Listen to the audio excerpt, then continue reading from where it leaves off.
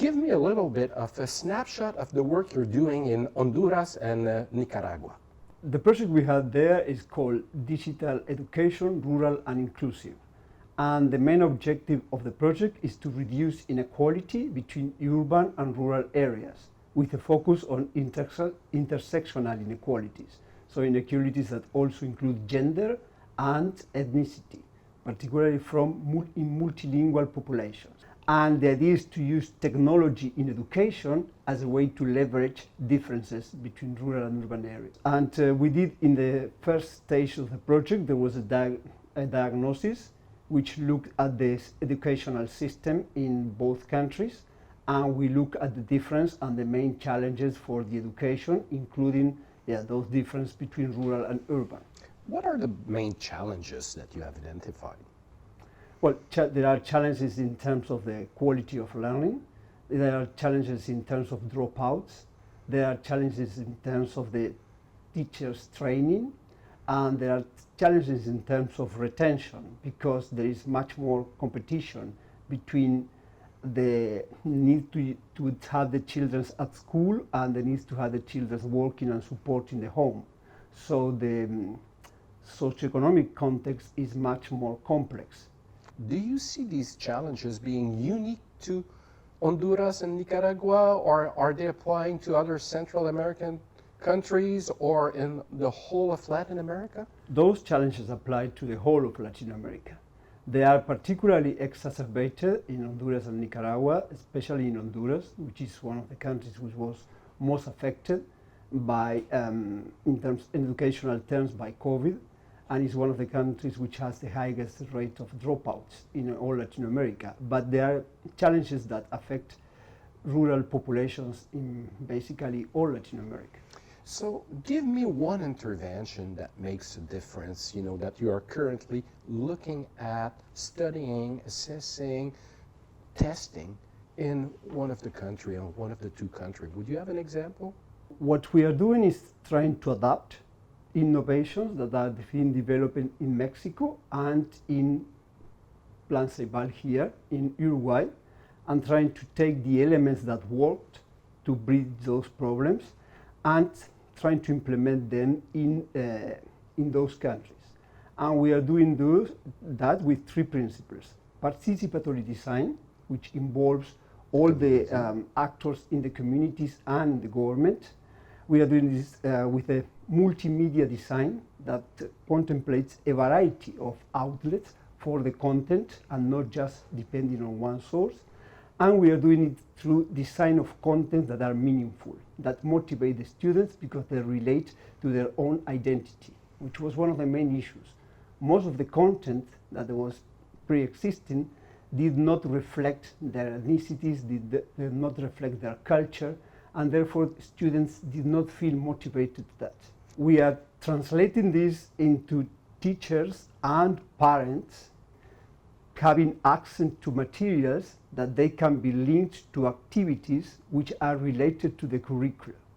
And that's the part which is innovative. How do they get access to this? They get access, as I said, through a variety of media. They get access to a TV program. Yeah. They get access to a radio program. They get access to a comic strip, which is printed, but it reproduces the same visual quality of the programs. And they get access to contents created to be used in mobile phones. So there is a variety of content that can be accessed through different media. I think that most of those populations have been innovating out of necessity, but it was not structured in a way, and those different efforts were not captured. So basically the project is not reinventing the wheel. It's a bricolage. It's taking the resources that they have and helping them to recombine them in a way that is more helpful to motivate them and to reflect their own identities, which I think is one of the key issues. Bricolage in the noble sense, I would say, it's quite a piece of art and carpentry going together. Diego, at IDRC we are aiming to have more inclusive and sustainable society. Yes. Okay, and I think we're all aiming towards that. You were mentioning to me earlier something extremely fascinating that we do not necessarily connect the dot. Climate change and education. You were mentioning to me that in some instances, schools infrastructure are getting destroyed, or telecom are getting down for a certain amount of time. All the technology you are working and the means that are not only high technology but simple, like text, strip comics, are helping to maintain education. Yes, I think that these technologies have a critical role in the remediation and adaptation, at least to provide resilience to climate change.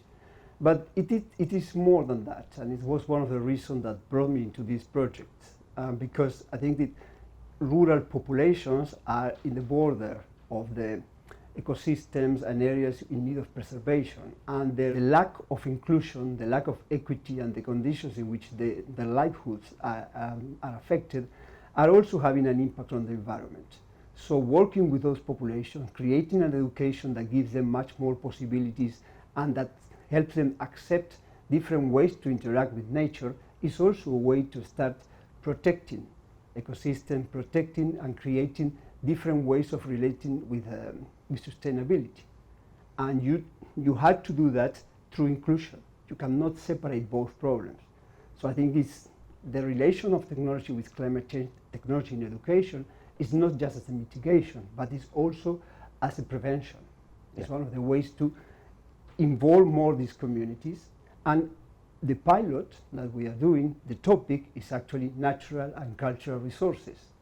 And it's create this awareness that already exists, but create this sense of empowerment in the communities. They can develop their own identities while living in harmony with the environment. Thank you for this. It's fascinating, Diego, because what you have outlined covers a lot of issues that we are seeing in my own country, in Canada.